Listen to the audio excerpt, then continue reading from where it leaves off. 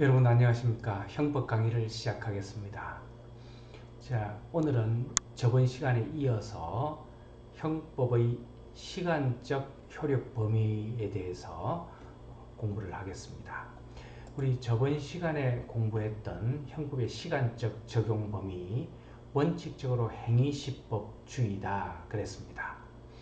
자, 그래서 오늘은 어떤 공부를 하냐면 이 행위시법주의의 보충적인 내용 또는 예외적인 내용 여기에 해당이 될 수 있을 것 같은데요. 행위시법주의가 아니고 재판시법주의에 따른 형법의 적용이 있을 수 있다는 겁니다. 이건 우리 형법 제1조 2항에 나와 있는 내용입니다.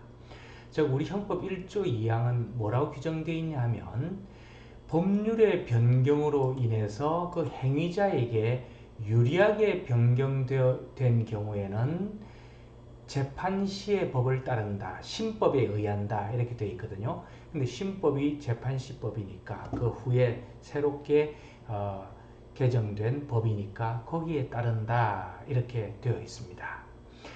자, 법률의 변경으로 인해서 행위자에게 유리하게 변경된 경우, 그런 경우가 어떤 경우가 있겠습니까?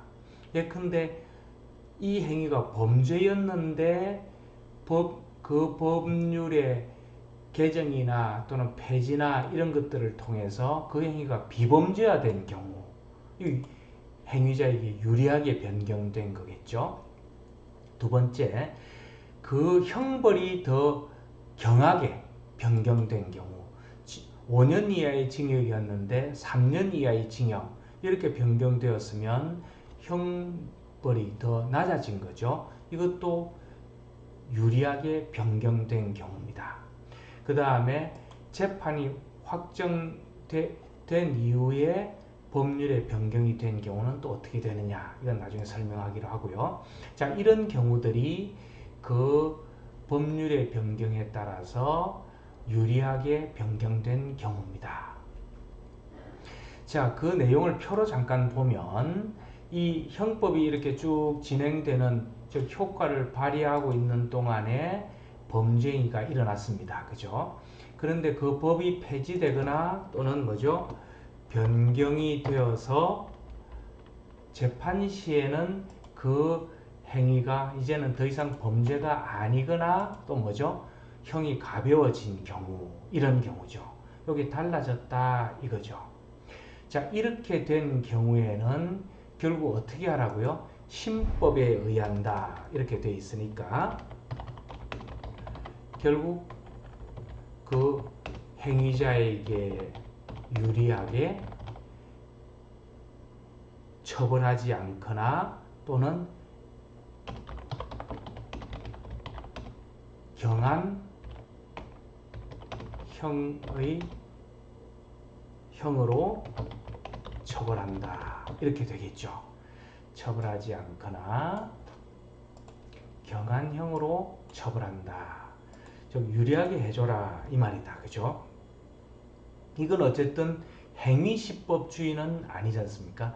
행위시법주의 원칙에 따르면 범죄가 성립되거나 무겁게 처벌되어야 되는데 재판시법에 따라서 처벌하지 않거나 경하게 처벌하니까 행위시법주의가 아닌 재판시법주의에 따른다 하는 점에서 행위시법주의의 예외가 되겠습니다.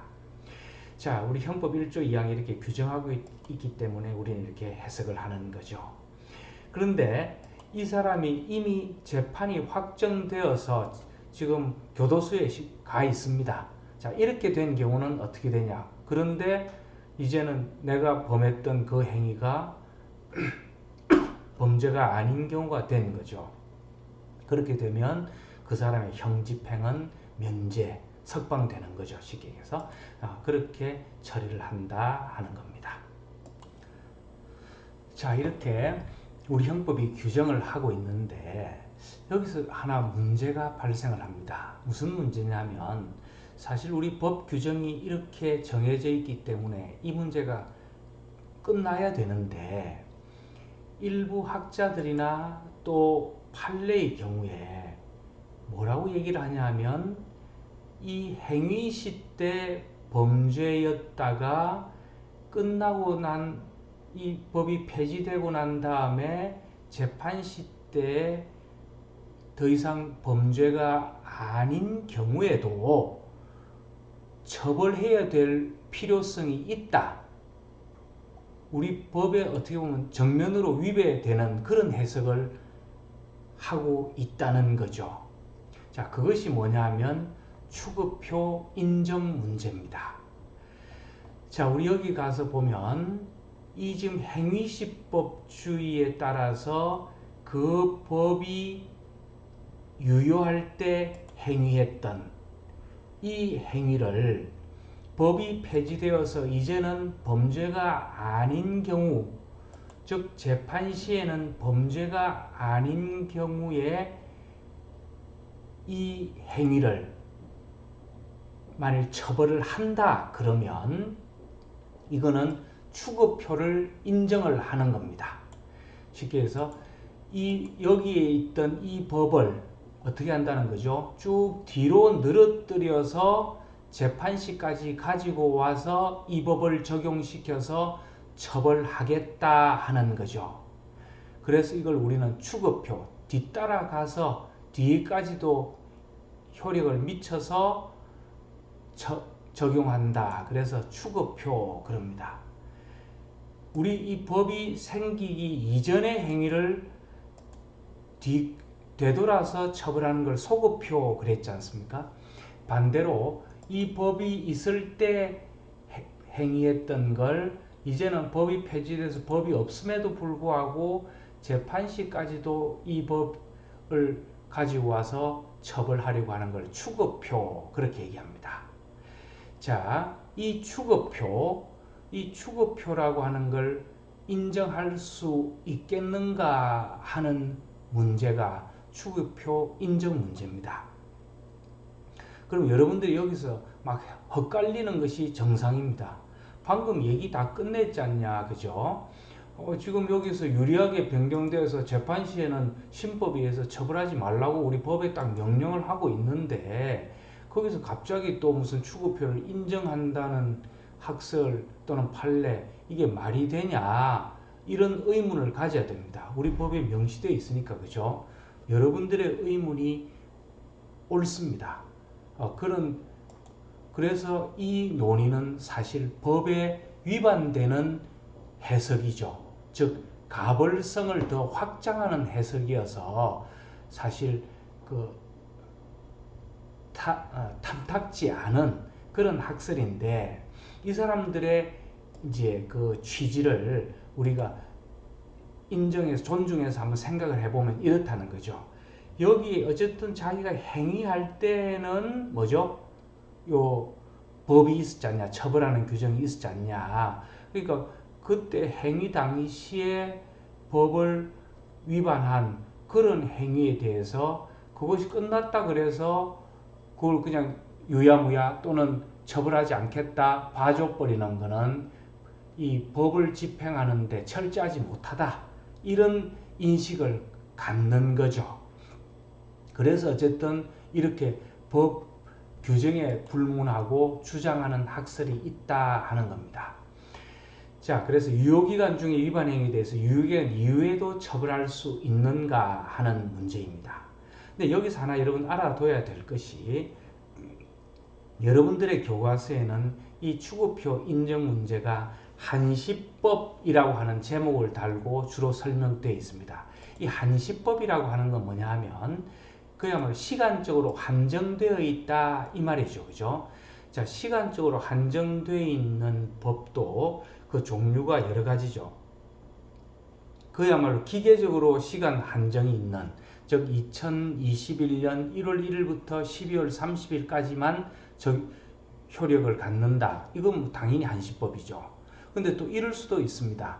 어떤 사건을 기준으로 지금 전쟁 중인데 전장이 끝날 때까지 이 법을 효력을 갖는다.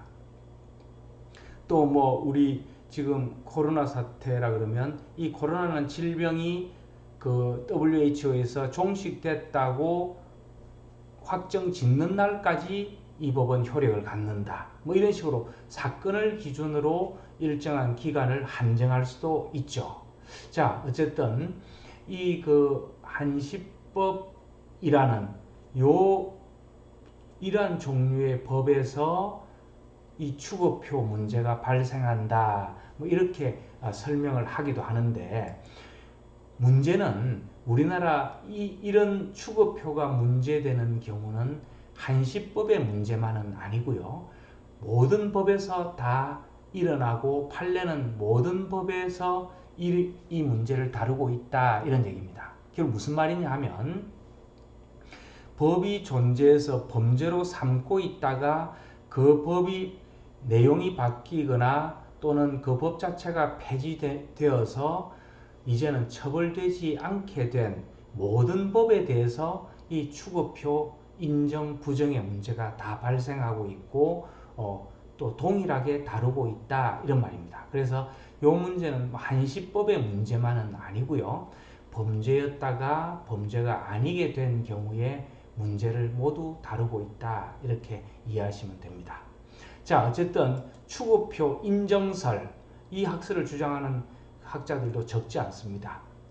자, 우리가 아까 말한 대로 법에 따르면 추급표 부정설이죠. 우리가 공부했던 거니까 추급표 부정설부터 보면 형법 1조 2항에 명시되어 있지 않냐, 유리한 재판시법에 따라라, 이렇게 명시되어 있는데 뭐 더 이상 얘기할 게 뭐 있냐. 당연히 처벌해서는 안 된다. 그 법을 뒤로까지 끌고 와서 효력을 미쳐서 처벌하는 거 안 된다, 이 말이죠. 그죠? 그 다음에 이렇게 그 법이 바뀌어서 이제는 처벌할 근거가 없는 경우에는 처벌해서는 안 된다 하는 것이 그 죄형법정주의 정신이다, 이거죠. 그래서 실질적 죄형법정주의 또는 죄형법정주의 정신, 이런 데 비추어 볼 때 이걸 처벌해서는 안 된다, 이렇게 보는 인권 보장적인 차원이고, 피고인에게 유리하게 보는 이제 그런 그 근대학파의 근거한 이론이다, 이렇게 얘기할 수 있습니다. 자, 거기에 비해서 추급표 인정설은 1조 2항이 있지만 그거 좀 바꿔서 해석해야 된다, 이런 겁니다. 유효기간 중에 어쨌든 그 법이 유효기간 중에 행위이니까 비난 가능하고, 어쨌든 그 행위할 때는 불법이었지 않냐, 이거죠. 그죠? 그 다음에 이렇게 다 봐주기 시작하면 유효기간이 다가오면 말미에는 이것만 지나면 나 이제 처벌 안 돼, 이렇게 마음먹고 범죄가 속출할 위험성이 있다, 이거죠. 그죠? 이제 12월 한 달만 지나면 내 재판 받을 때는 이 법이 없어지기 때문에 처벌 안 받으니까 마음대로 이 행위를 해도 돼, 이런 위험이 있다, 뭐 이런 주장을 합니다. 그 다음에 추급표 부정과 죄형법정주의는 직접적인 관련이 없다. 죄형법정주의는 소급표 금지를 말했지 추급표에 대해서는 언급이 없다, 이런 좀 형식적인 논리를 들고 있는 거죠. 거기에 비해서 추급표 부정설은 소급표든 추급표든 어쨌든 법적인 근거가 있을 때만 처벌하라고 그랬으니까 이거는 그 죄형법정주의 정신에서 볼 때 이거는 처벌할 수 없는 거다, 자, 이런 건데, 문제는 또 하나의 학설이 더 있다는 거죠. 또 하나의 학설은 동기설 하는 건데, 이 동기라고 하는 거는 그 행위를 하게 된 동기, 이제 이런 의미도 되고, 또 이 법을 적용할 거냐 말 거냐 하는 걸 어떤 이유로 구분할 거냐, 뭐 이런 것들인데, 지금 여러분이 이해가 잘 안 되시죠? 조금만 이 뒤에 내용을 보면 여러분들이 알 수 있습니다. 이거는 먼저 알아둘 것이 우리 판례의 태도입니다. 우리 판례가 지금 계속 몇십 년간 이 태도를 취하고 있는데, 그 법률이 변경된, 즉 폐지된, 이제 범죄가 안 되게 된 그 이유가 뭐냐, 이거죠. 법률 이념의 변경이면 이념의 변경이 원인이 됐느냐, 법률 이념의 변경이 원인인지 단순한 사실관계의 변경이 원인인지, 자, 이렇게 나누어서 법률 이념의 변경이면 그 행위를 처벌해서는 안 되고, 즉 추구표를 인정해서는 안 되고, 사실관계의 변경이면 이 법을 적용해도 된다, 이런 겁니다.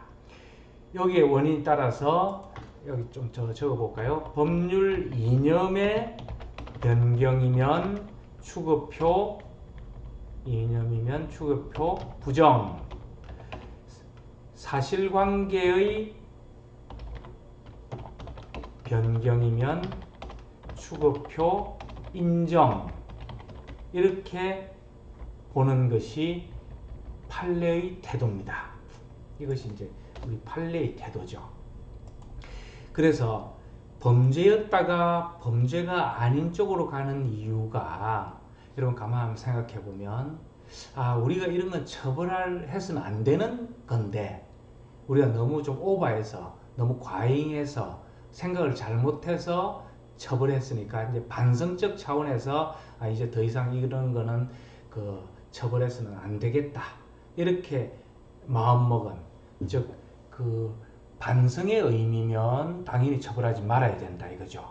그런데 그 당시로는 처벌해야 될 그런 상황인데 이제는 사실 상황이 변화됐다는 거죠. 뭐 경제 상황이 바뀌었고, 또 뭐 사회 상황이 바뀌었고, 정치 상황이 바뀌어서 그 당시는 그런 분명히 범죄였는데 지금 사실관계의 변화에 따라서 범죄가 아닐 뿐이지 뭐 반성을 하고 이런 건 아니다, 그러면 그 당시 그거는 처벌해야 될 행위다, 이렇게 본다는 거죠. 뭐 그럴듯하기도 하죠, 그죠? 근데 뒤에 나오겠지만 이 법률 이념의 변경인지 사실관계의 변경인지를 사실 구분해내는 게 쉽지 않은 거죠. 쉽지 않은 겁니다. 자, 그래서 이런 학설이 나뉘는데 이 동기설이 판례의 태도니까 판례가 많이 쌓여 있겠죠, 그죠? 그래서 여러분들이 판례를 잘 정리해서 익혀둘 필요가 있습니다. 자, 여기 몇 가지만 내가 얘기했는데, 자, 사실관계의 변경, 결국 이거는 뭐죠? 처벌하라는 거죠. 그 당시로는 어쨌든 범죄가 확실했으니까 처벌해라, 자, 이런 것들인데, 자, 세금을 정당한 사유 없이 1회계연도에 3회 이상 체납하는 경우에는 예전에는 처벌했는데 이제는 처벌하지 않게 바뀌었다, 이거죠. 그때는 세금을 워낙 안 내고 막 체납자들이 많고 사회 문제가 되어서 그런 것들을 처벌했는데 이제는 그런 것들이 납세가 자연스럽게 잘 되고 법을 지키니까 이제는 뭐 그런 규정 둘 필요 없다, 이렇게 사실관계가 변경되었다, 이렇게 보고 그 당시 3회 이상 체납한 사람은 여전히 처벌하겠다, 자, 이런 거죠. 자, 이것도 어쨌든 애매합니다. 자, 외국환 거래법에서 10억 원 초과하던 행위를 다 처벌하던 걸 50억 원 초과하는 행위, 좀 엄격화 됐죠. 그러니까 30억, 20억 뭐 이런 것들은 처벌 안 하겠다는 거죠. 이것도 그 당시는 하도 외국환 거래를 문란하게 하는 상황이 많아서 그러는데 지금은 괜찮다, 그런 사실관계의 변화, 이런 걸로 봤다, 이거죠. 자, 하나만 더 보면 영업시간 제한의 해제. 예전에는 영업시간이 뭐 술집 같은 데는 12시까지만 하고 그 이상은 안 된다, 뭐 이런 적이 있었거든요. 자, 그런 것들이 바뀐 거는 사실관계가 변경된 거다. 즉 뭐죠? 그 당시로는 뭐 워낙 사회가 어지럽고 막 술 마시고 이래서 주택가에서 시끄럽고 그래서 그런데 지금은 그런 사람들 별로 안 많고 뭐 술집 정리도 됐고 해서 이제는 괜찮다, 그래서 사실관계의 변경이다, 이거죠.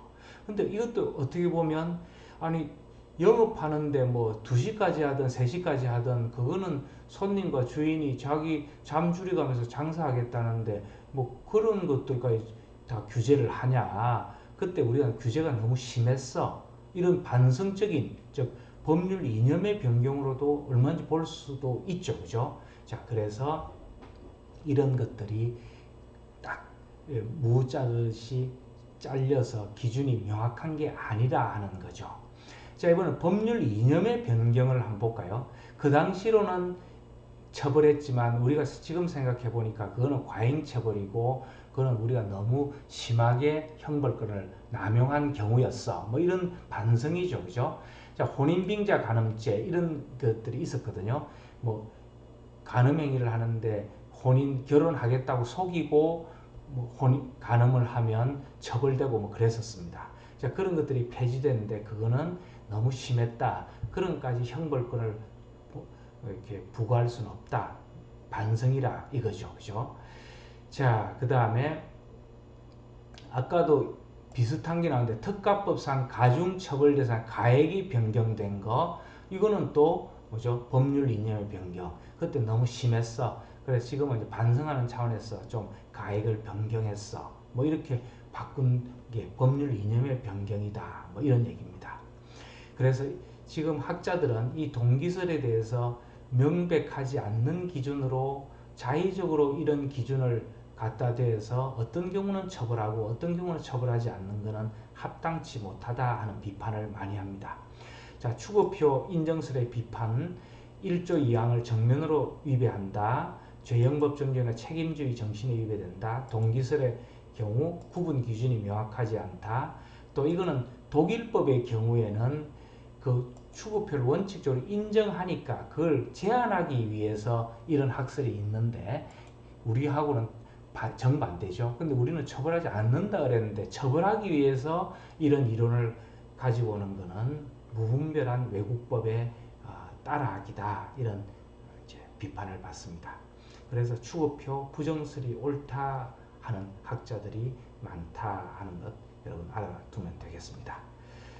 자, 이제 마지막으로 백지형법 하는 겁니다. 백지형법은 뭐냐면 그 법률의 규정이 그 규정만으로는 다 확정하지 못하고 그 내용의 일부를 다른 법률이나 명령이나 행정처분 등에 위임을 해놓고 있습니다. 자, 우리 명령에 위임하는 거 많죠, 그죠? 뭐 폐수의 종류, 뭐 이런 것들, 자, 이런 것들 세부적인 사항은 이렇게 위임을 해놓고 있는데 그 위임된 그 명령이 바뀐 경우에도 아까 말한 법률의 변경에 의해서 형이 폐지된 거냐, 여기 해당되는 거냐 이 말입니다. 즉 명령에 위임을 했는데 그 명령이 개정되면서 예전에는 뭐 A라고 하는 오염 물질을 배출하는 걸 처벌했는데 이제는 그 A를 빼버려서 이제는 그 물질을 배출해도 처벌되지 않게 된 경우, 그런 경우도 법률의 변경으로 봐서 처벌하지 말아야 되겠냐? 그거는 아니고 그 상위 법률의 내용만 적용이 되는 거냐 하는 건데 현재는 긍정설이 다수설입니다. 보충 규범의 변경도 법률의 변경에 해당이 된다 이렇게 보는 게 그죠? 변경도 법률의 변경에 해당이 돼서 처벌되지 않아야 된다 하는 게 좀 인권보장적이고 피고인에게 유리하겠죠, 그죠?